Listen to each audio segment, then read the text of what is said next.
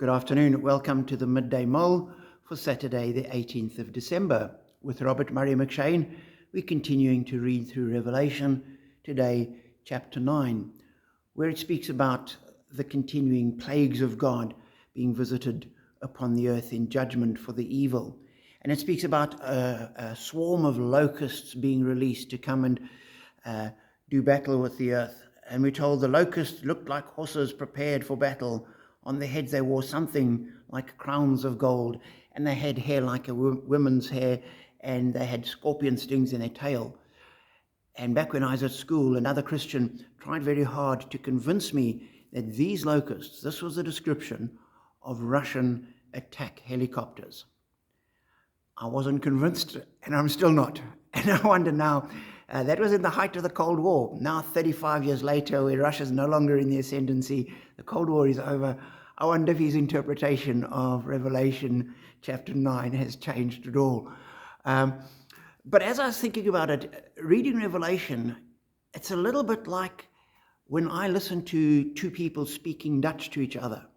Because I can understand Afrikaans, I can follow some of what they're saying. I can get the gist of what's going on, but a lot of the detail is lost on me. I don't have the vocab. I don't know how the sentence structures change and the tenses of verbs, etc. I miss all of that, and so much of the detail is lost on me. And so as I read through Revelation, I must confess that it is Dutch to me. But you can pick up the main thrust of the story, that there is a battle between good and evil, and good wins. And even that battle, as you read through it, you have the sense God is in control of everything. This is a wrestling match, not like at the Olympic Games where the result is questionable and you wait to see what happens. That's not how Revelation works.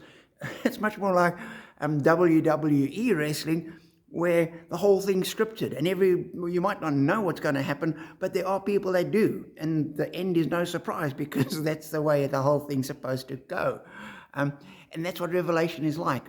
It's not written as entertainment, but it is planned and it is under control, and the results are known before the very first page of Revelation starts.